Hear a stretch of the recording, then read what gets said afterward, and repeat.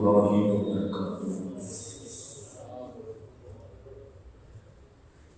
الحمد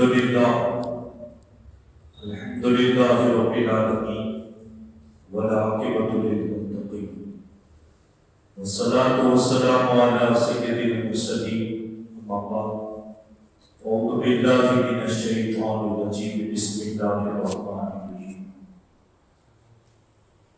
قال الله تبارك وتعالى في القرآن المجيد والفرقان الحميد: قل هو الله أحد. صدق الله مولانا العظيم وصدق رسوله النبي الأمين الكريم ونحن على ذلك لمن الشاهدين والشاهدين والحمد لله رب العالمين. معزز سامعین کرام، آئیے گفتگو سے قبل ہمارا مل کر سب سے پہلے آفتاب ہدا، ماہتاب عطا، در پہلے صفا، معدن اتقا، سید الاسفیاء، جلوہ حق نما، اقص نور خدا، صاحب حضرتا، احمد مجتبی، محمد مصطفیٰ صلی اللہ علیہ وسلم کے بارگاہ میں قسمانہ ہے درود و سلام کا نذیر عقیدت پیش کرنے، بابا سے بلند پڑھیں صلی اللہ علیہ نبی جبریہ وآلہ صلی اللہ علیہ وسلم. صلاۃ و سلام علیک یا رسول اللہ صلی اللہ علیہ وسلم. ایک مرتبہ اور درود پاک پڑھ لیں صلی اللہ علیہ نبی جبریہ وآلہ صلی اللہ علیہ وسلم. صلاۃ و سلام علیک یا رسول اللہ صلی اللہ علیہ وسلم. ایک مرتبہ نبی والے نبی محمد سے درود پاک پڑھ لیں صلی اللہ علیہ نبی جبریہ وآلہ صلی اللہ علیہ وسلم. صلاۃ و سلام علیک یا رسول اللہ صلی اللہ علیہ وسلم.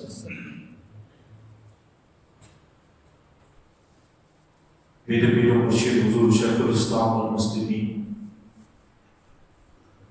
امام الحمام بقیۃ السلف حجۃ الخلق حضور سید مدنی میاں قبلہ ارشاد فرماتے ہیں کہ ذرے ذرے سے نمایاں ہے مگر پنہاں ہے. ذرے ذرے سے نمایاں ہے مگر پنہاں ہے. میرے معبود تیری پردہ نشینی ہے عجیب. میرے معبود تیری پردہ نشینی ہے عجیب. دور اتنا کہ تخیل کی رسائی ہے محال. دور اتنا کہ تخیل کی رسائی ہے محال. اور قربت کا یہ عالم کہ رگے جا سے قریب. اور قربت کا یہ عالم کہ رگے جا سے قریب. ذرے ذرے سے نمایاں مگر پنہاں. میرے معبود تیری پردہ نشینی ہے عجیب. دور اتنا کہ خیال تخیل خیالات. دور اتنا کہ تخیل کی رسائی محال. اور قربت کا یہ عالم کہ رگے جا سے قریب. معزز سامعین کرام، میں نے آپ کے سامنے سورہ اخلاص کی ایک آیت کریمہ جس میں اللہ تبارک و تعالی ارشاد فرماتا ہے قل هو اللہ احد. محبوب فرماتے ہیں وہ اللہ ایک ہے. الحمدللہ ثم الحمدللہ، ہم اس ایک معبود کو پوجتے آ رہے ہیں اور عبادت کرتے چل رہے ہیں. اللہ تعالیٰ اسی پر ہم سب کی استقامت نصیب فرمائے. اللہ ایک ہے، اللہ ایک ہے. ہاں، اس پر ہمارا یقین و کامل و استقامت اسی پر کل بھی تھی، آج بھی ہے، انشاءاللہ جب تک زندہ رہیں گے اسی رب کی عبادت کرتے رہیں گے. اس رب کی ہم عبادت کرتے ہیں جس نے زمین بنائی، آسمان بنایا، چاند بنایا، سورج بنایا، 18,000 مخلوقات کو زمین کے نیچے والی مخلوق، زمین کے اوپر والی مخلوق، انگنت مخلوقوں کو پیدا کیا اور پیدا کرنے کے بعد اشرف المخلوقات انسان کو بنایا. الغرض ہم اس رب تبارک و تعالیٰ کی عبادت کرتے ہیں جس نے انبیاء بنایا، اولیاء صالحین دنیا میں بھیجے تاکہ بندوں کی اصلاح کرے. ہم اس رب تبارک و تعالیٰ کی عبادت کرتے ہیں جس نے درختوں کو بنایا، شجر و حجر کو بنایا، ہر ذرات کا پیدا کرنے والا اللہ روزی وہی دیتا، مارتا وہی ہے، جلاتا وہی ہے، کھلاتا وہی ہے، پلاتا وہی ہے۔ اسی رب نے ہر چیز پیدا کی، اس کی بغیر ایک پتا بھی نہیں ہل سکتا، اس کی مرضی کے بغیر ایک پتا بھی نہیں ہل سکتا۔ الحمدللہ رب کا فضل و کرم ہے، نبی پاک کا فیضان ہے کہ ہم اس رب کی عبادت کریں۔ اور اب ایک ہے، یہ کس نے بتایا؟ تو کون دیتا ہے دینے کو منہ چاہیے، دینے والا ہے سچا ہمارا نبی۔ اور کوئی غیب کیا تم سے نہا ہو بلا، اور کوئی غیب کیا تم سے نہا ہو بلا، جب نہ خدا ہی چھپا تم پہ کروڑوں درود، جب نہ خدا ہی چھپا تم پہ کروڑوں درود۔ ہر نبی نے کہا اللہ ایک ہے، پوچھا گیا کیا دیکھا ہے؟ سب نے کہا نہیں۔ جبریل کے ذریعے کہہ رہے ہیں اللہ ایک ہے، اللہ ایک ہے۔ الغرض 1,24,000 کم و بیش انبیاء کرام آئے، آنے کے بعد سب نے اپنی امت کو یہی دعوت دی، اے لوگوں باقی معبودوں کی عبادت چھوڑ دو، ایک رب کو پوجو، ایک رب کی عبادت کرو۔ پوچھنے والے نے پوچھا کیا تم نے دیکھا ہے؟ سب نے کہا نہیں۔ جبریل نے بتایا ہے، مگر ایک محبوب ایسا آیا، بولو سبحان اللہ، جس کا اللہ ہم نے پڑھا ہے۔ جب اس محبوب نے کہا اللہ ایک ہے، پوچھنے والے نے پوچھا دیکھا ہے؟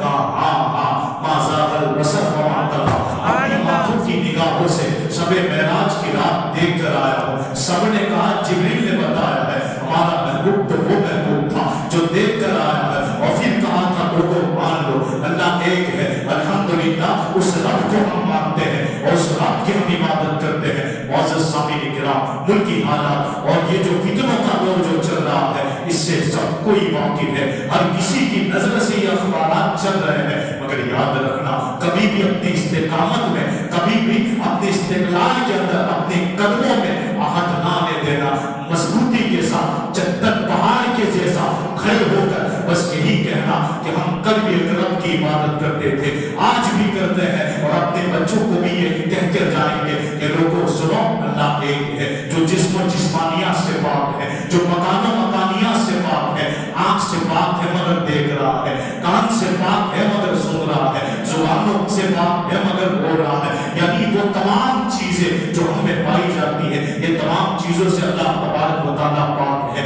وہ بے عیب ہے، وہ صمد ہے، بے نیاز ہے۔ ہم اس رب کی عبادت کرتے ہیں۔ یعنی اسلامی بھائیوں، اس رب پر اعتراض کرنے والوں نے بڑے بڑے نے اعتراض کیا ہے۔ حضرت فاروق اعظم رضی اللہ تعالیٰ عنہ کا دور تھا، خلیفہ فاروق اعظم دوسرے خلیفہ حضرت عمر بن خطاب رضی اللہ تعالیٰ عنہ کے سامنے جب لوگ کھڑے تھے، اس میں سے ایک شخص نے ایک بات حضرت عمر بن خطاب سے کہی تھی۔ حضرت عمر بن خطاب سے وہ کہنے لگا آ کر کہ عمر بن خطاب، مجھے شطرنج کے کھیل میں بڑا تعجب لگ رہا، یہ وہ کھیل ہے جتنی بار کھیلا جائے آدمی اس میں الجھ کر رہ جاتا ہے، اس کھیل پر یعنی شطرنج کے کھیل پر مجھے تعجب ہوتا ہے، یہ کیسا کھیل ہے، یہ انسان نے کیسا بنایا ہے کہ اسے جتنی بار کھیلا جائے اس کے پیچ داؤ مختلف ہوتے ہیں۔ اگر جب اس نے یہ جملہ کہا نا تو اس وقت پلٹ کر حضرت فاروق اعظم رضی اللہ تعالیٰ عنہ نے کہا تھا، اے کہنے والے سن، تم مجھ سے کہہ رہا کہ شطرنج کا کھیل بڑا پیچ داؤ کا ہے،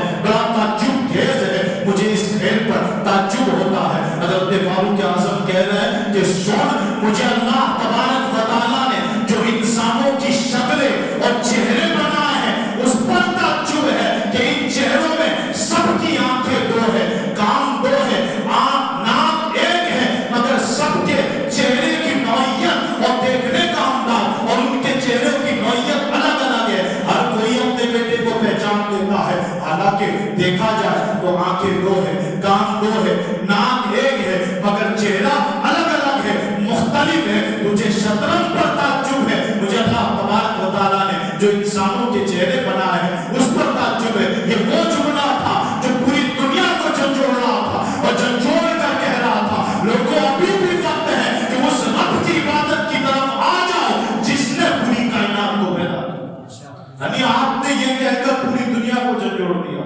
حضرت امام شافعی رضی اللہ تعالیٰ، ایک شخص آ گیا دہریہ، بڑے اعتراض کر رہا، یہ کیسے ہو سکتا ہے رب ایک ہے، رب ایک ہے۔ اسی پر وہ بار بار سوالات کر رہا تھا۔ آپ کو آ گیا غصہ، آپ نے جواب دیا کہ تم نے شیطون کا درخت دیکھا؟ اس نے کہا ہاں۔ اور اس کے پتے دیکھیں؟ اس نے کہا کہ شیطور کا درخت ایک، اس کی خاصیت بھی ایک، انسان ہے، اس کی خصلتیں ہوتی ہیں سب کی، مگر ایک ہی خصلت ہوتی ہے، بدلتی نہیں۔ علماء فرماتے ہیں کہ امام شافعی رضی اللہ تعالیٰ نے اس دہلیہ کو بٹھایا اور بٹھا کر پھر آپ نے اسے دلیل دی رب ایک ہونے کہ دنیا کس نے پیدا کی۔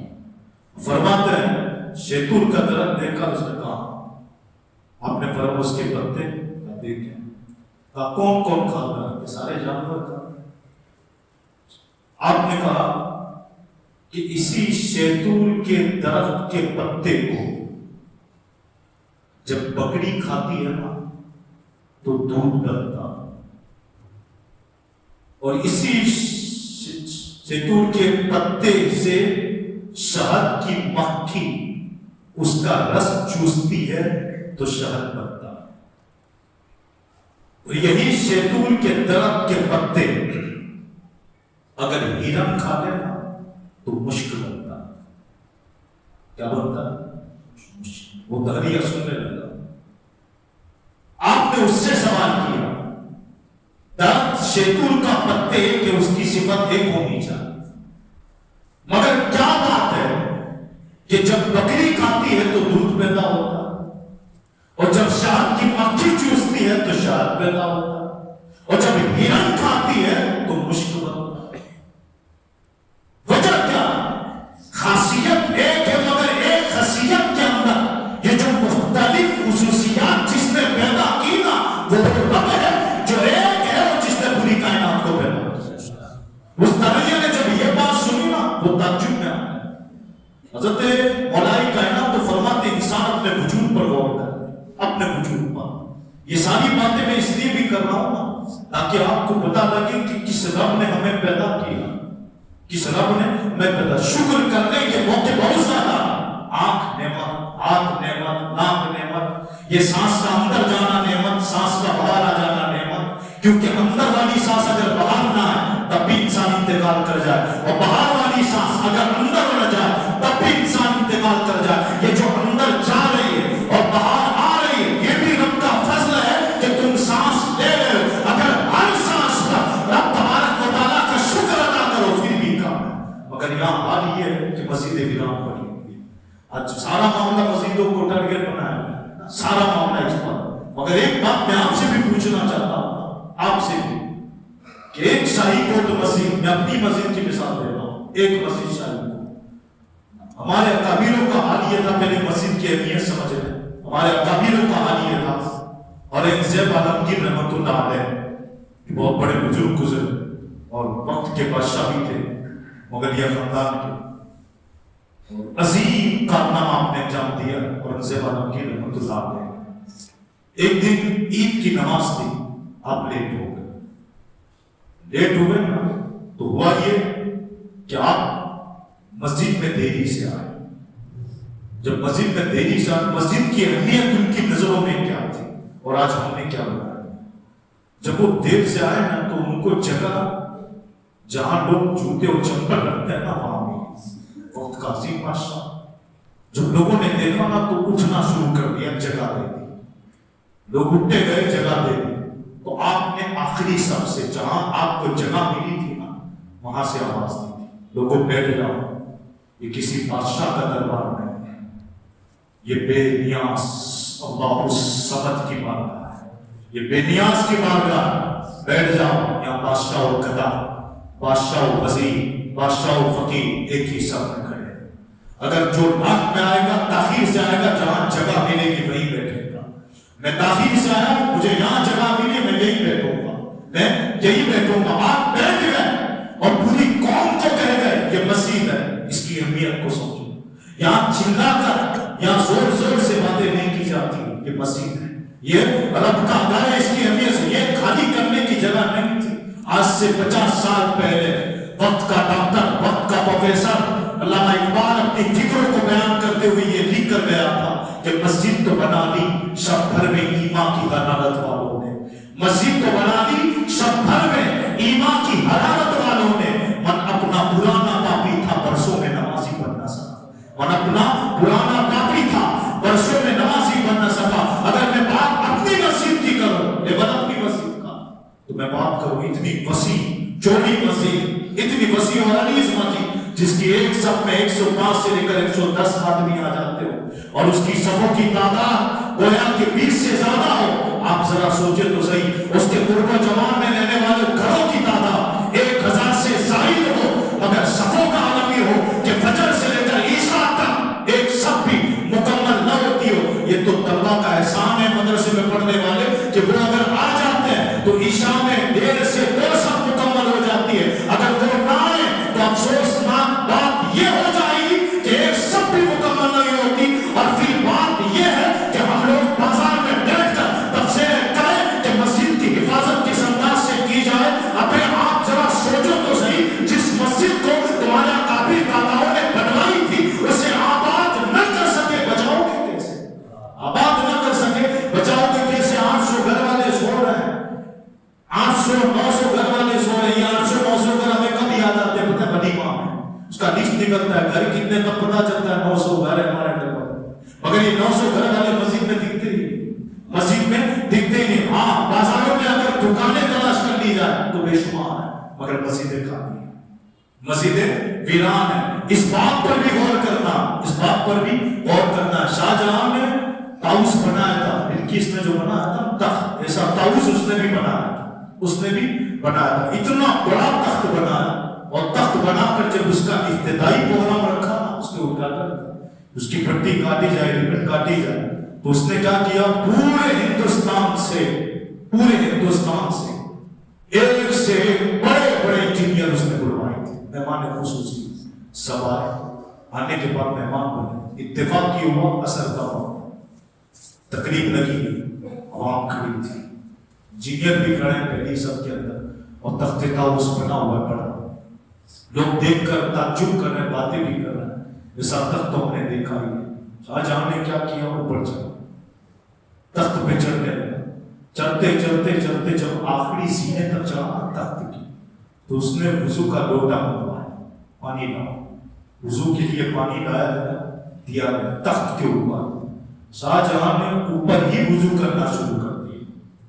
انجینئر جتنے آئے تھے نا پورے ہندوستان سے سب تعجب کرنے لگے گا یہ بادشاہ پگلا گیا کیا؟ پاگل ہو گیا کہ اتنے سالوں کو بلا کر تخت پہ وضو کر رہا ہے. تخت کی جو زینت تھی بگاڑ دی، پانی پھینک دے. اب ہوا یہ کہ جب وضو کرنے لگے، وضو کے بعد شاہ جہاں نے جب نماز پڑھی اثر کی، کھڑے ہوئے، اور کھڑے ہونے کے بعد اسی تخت سے آپ نے کہا لوگوں تم تعجب کرتے ہوں گے کہ وقت کے بادشاہ نے وضو کیوں کیا؟ تخت پہ نماز پڑھنے کی ضرورت کیا تھی؟ یہ تخت تو افتتاح کے لیے تھا، لوگ اسے دیکھنے آئے تھے. یہاں وضو کرنے کی ضرورت کیا تھی؟ وضو کی جگہ تو بہت ساری تھی، کہیں بھی کر لیتے. مگر شاہ جہاں نے تخت پہ کھڑے ہو کر وضو اس لیے کیا کہ جب شاہ جہاں تخت پہ چڑھ رہا تھا تو مجھے فرعون اور نمرود کا تخت یاد آیا. فرعون اور نمرود کا تخت یاد آیا. مگر جب ان کا تخت مجھے یاد آیا نا تو یہ وہ لوگ تھے فرعون اور نمرود جنہوں نے تخت بنا کر اپنے آپ کو خدا کہہ دیا، اپنے آپ کو خدا کہہ دیا تھا. اور دعویٰ کیا کیا تھا؟ انا ربکم الاعلی، کہ میں سب سے بڑا رب ہوں، یہ اعلان کر دیا تھا. مگر جب مجھے ان کا تخت یاد آ گیا تو میں نے اسی تخت پہ وضو کیا اور رب کا شکر ادا کر کے سجدے میں بلند آواز سے کہا سبحان ربی الاعلی، سبحان ربی الاعلی، سبحان ربی الاعلی. یہ وہ اکابر لوگ تھے جو ہمیں جگا کے گئے اور سمجھا کے گئے کہ ابھی بھی وقت ہے مسجدوں کی اہمیت کو سمجھنا، مسجدوں کو آباد کرو، کیونکہ مسجد مرثیہ خواہے کی نمازی نہ رہے، مسجد مرثیہ خواہے کی نمازی نہ رہے، یعنی وہ صاحب دولت کے حجازی نہ رہے. مسجد تو بنا لی سفر میں، ایمان کی حرارت والوں نے، من اپنا برا نہ پاپی تھا، برسوں میں نمازی بن نہ سکا. اب وقت ہے مسجدوں کو آباد کرنے کا، کیونکہ یہ مسجدوں کی زینت سنگ ماربل یا 250 یا ایسیوں سے نہیں ہے. یاد رکھنا اس کی زینت اصل میں اس کو آباد کرنے سے ہے. جب تک مساجد آباد نہیں ہوگی، خالی رہے گی، اس طرح ٹارگیٹ بنائے جاؤ گے اور بناتے رہیں گے. مگر یاد رکھنا جب آباد کر لو گے کامیابی تمہارے قدم چومے گی. اور ہمارے اکابروں نے مسجدوں کی حفاظت کر کے پوری دنیا کو سمجھا دیا تھا. لوگوں سنو، ہم اس رب کی عبادت کرتے ہیں جس نے پوری کائنات کو پیدا کیا، جس نے پوری دنیا کو بنایا. آج یہ جو ہو چکا ہے کہ آج ہم کوسوں دور نمازوں سے دور نظر آ رہا ہے. ایک وقت وہ بھی گزرا تھا ہارون رشید والا، جو وقت کے خلیفہ تھے، انہوں نے ایک دن قاضی القضاء جو اس وقت کے قاضی تھے، جو عید کی نماز خطبہ وغیرہ پڑھتے تھے، بہت بڑے عالم دین ترک کو بلا کر ہارون رشید نے قاضی القضاء سے سوال کیا کہ قاضی صاحب کیا وجہ ہے کہ مدرسے میں رجحان کم نظر آ رہا ہے، لوگ علم دین کی طرف کم توجہ کر رہے ہیں، مدارس خالی ہو چکے ہیں، وجہ کیا؟ قاضی صاحب نے جب سوال سنا نا ہارون رشید کا، کہ اس نے یہ سوال کیا ہے کہ مدارس کی طرف رجحان کیوں کم ہے، مدارس خالی کیوں ہو گئے، لوگ کیوں کم آ رہے ہیں پڑھنے کے لیے، تو اس وقت ہارون رشید کے اس سوال پر قاضی صاحب نے کہا تھا کہ حضرت سلطان وقت میں اس کا جواب آپ کو 1 سال بعد دوں گا۔ بادشاہ نے کہا سوال ابھی ہے، جواب بھی ابھی دے۔ کہا نہیں، نوعیت کے حساب سے میں آج آپ کو جواب نہیں دوں، اس سوال کے جواب کے لیے آپ کو 1 سال انتظار کرنا پڑے گا کہ مدرسے میں تعداد کیوں کم، دین کی طرف مسجدیں کیوں خالی ہو چکی، مدارس کیوں خالی ہو چکی، اس کے لیے آپ کو 1 سال انتظار کرنا۔ انگریز 1 سال کا انتظار کیا، بادشاہ وقت بھول بھی ہے کہ میں نے سوال کیا تھا قاضی صاحب سے، ہارون رشید بھول گئے۔ چند مہینوں کے بعد عید کا دن، عید کا دن تھا، مسجد بھر گئی، خلیفہ ہارون رشید پہلی صف میں، مگر قاضی صاحب نماز پڑھانے کے لیے آئے، جو قاضی القضاء تھے نا وہ نماز پڑھانے کے لیے نہیں، لوگ بار بار پیچھے مڑ کے دیکھ رہے ہیں، اب آئیں گے اب آئیں گے، وقت ہو گئے۔ ہارون رشید نے اپنے وزراء کو اشارہ کیا کہ بلا کے قاضی صاحب کہاں۔ جب یہ وزراء گھر پہنچے نا، بڑے بڑے عہدے والے گھر پہنچے، قاضی صاحب منت سماجی کی کہ حضرت چلیے وقت ہو چکا، عید کا وقت ہے، مسجد پھول ہو چکی، لوگ آ چکے ہیں، آپ ہی کا انتظار ہے، وقت کا خلیفہ وقت کا بادشاہ آپ کا انتظار کر رہا ہے، آپ آئیے۔ آپ نے کہا میں نہیں آؤں، میں آج نماز نہیں پڑھا۔ تو پھر ان لوگوں نے منت سماجی کے حضرت آ جائیے، ساری مسجد بڑھ چکی، آپ ہی کا انتظار۔ تو کہا 1 شرط پہ آؤں گا، چل کے نہیں آؤں گا، پکی میں آؤں گا، وہ میری پکی تم لوگوں نے تمہارے ساتھ ساتھ وقت کا بادشاہ ہارون رشید میری پکی اٹھائے، تب جا کے میں آج عید کی نماز پڑھوں۔ کون شرط رکھ رہا ہے؟ قاضی صاحب۔ لوگ آئے مسجد حضرت ہارون رشید کے پاس، حضرت بات ایسی ہے کہ وہ تو کہہ رہے ہیں کہ نماز پڑھاؤں گا مگر 1 شرط ہے، پکی میں بیٹھ کے آؤں گا، وہ بھی پکی میری وہ اٹھا، آپ کے ساتھ ساتھ ہارون رشید بھی اٹھا۔ اب وہی بات خلیفہ ہارون رشید کی، تو ہارون رشید جو تھے نا وہ علم علماء دوست تھے، علماء کے قدردان تھے، عالموں کے قدردان تھے، علم کی ان کے پاس قدر تھی، اگرچہ بادشاہ تھے مگر عالموں کی قدر ان کے اندر موجود تھی۔ وہ فوراً کھڑے ہو گئے، کہا پکی لاؤ، چلو میں چلتا ہوں۔ لائی گئی، گئے گھر کے پاس، قاضی صاحب کو بٹھا، خود ہارون رشید نے اپنے کندھے پر اٹھا، ان کو ذرا برابر بھی دل کے اندر کچھ نہیں ہوا میں وقت کا بادشاہ کے قاضی صاحب کو اٹھاؤں میں، کیونکہ علم علماء دوست، صوفیاء سے آپ کی دوستی رہی تھی۔ اٹھائے، مسجد تک لائے، نماز پڑھی، نماز ہو گئی، ساری باتیں ختم ہو گئی، قاضی صاحب گھر چلے گئے، ہارون رشید گئے۔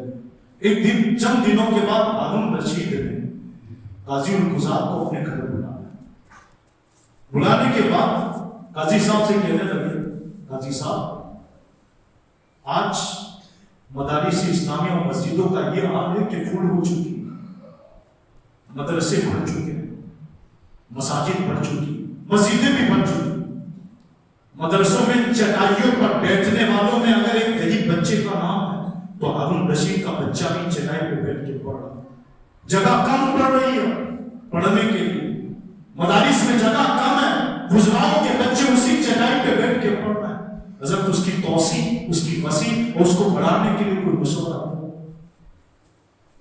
پہلے کیا کہا تھا؟ مدرسہ میں رجحان کیوں کم ہے، اب 1 سال کے بعد کیا کہہ رہا ہم رشید بلا کر آج جگہ کم پڑ رہی ہے۔ تو اس وقت قاضی صاحب نے کہا حضرت سلطان وقت آپ کے سوال کا جواب آپ ہی نے دے دیا. کہا میں سمجھا نہیں. تو آپ نے مجھے آج سے 1 سال پہلے سوال کیا تھا کہ قاضی صاحب مدرسے کی طرف رجحان کیوں کم ہے. میں نے کہا تھا اس کا جواب 1 سال بعد دوں گا، 1 سال بعد دوں گا. آج اس کا سال پورا ہو چکا، آج اس نے آپ کا جواب نہیں چکا. کہا وہ کیسے؟ کہا آپ نے کیا کہا مدرسے پڑھ چکے، ایک ہی چٹائی پر غریب اور گزرا کے بچے اور ہارون رشید کا بیٹا بھی بیٹھ کے پڑھ رہا، مدرسوں میں تعداد بڑھ چکی ہے. کہا میں سمجھا نہیں، یہ جواب مجھے مل تو گیا مگر میں سمجھا ایک جواب میں راز کیا. تو آپ نے کہا تھا جب ارباب اقتدار بڑے لوگ ارباب علم و دانش کی قدر کرتے ہیں نا تو مدارس پڑھتے نظر آتے ہیں. چھوٹے جملے میں بڑی بات کرتے ہیں. اگر آپ سمجھدار ہو تو آپ کو اشارہ کافی. اگر سربت والے لوگ علم و علماء کے دوست بن جائیں اور دوستی کرنے لگے، ان کی قدر و قیمت کرنے لگے، حسد نہ کریں، تو یاد رکھنا آج بھی مدارس اسلامیہ اور مساجد پڑھنے کے لیے دیکھا. مگر جب علماء اور ائمہ سے حسد کیا جائے گا، ان کی کاٹ کٹ کی جائے گی، ان کو بازار میں رسوا کیا جائے گا، تو یاد رکھنا نہ مساجد پڑھے گی نہ مدارس کی طرف کوئی رجحان کرے. مگر ارباب علم و اقتدار جب علم و علماء کی قدر کریں گے تو یاد رکھنا مدارس میں تعداد بھی بڑھے گی اور مسجدوں کا رجحان بھی بڑھے گا. اور پھر یاد رکھنا پھر انشاءاللہ حفاظت تو ایسے ہی ہونے لگے گی. آج جو حالات سے ہم گزر رہے ہیں ہر کوئی واقف ہے، تو بہتر طریقہ یہ ہے کیا بات کیا جائے. مسجد تو بنا لی شبر میں ایمان کی حرارت والوں نے، اور اپنا برا نفع بھی تھا، برسوں میں نمازی بن نہ سکا. اللہ تبارک و تعالی ہم سب کو مزید آباد کرنے کی توفیق نصیب فرمائے.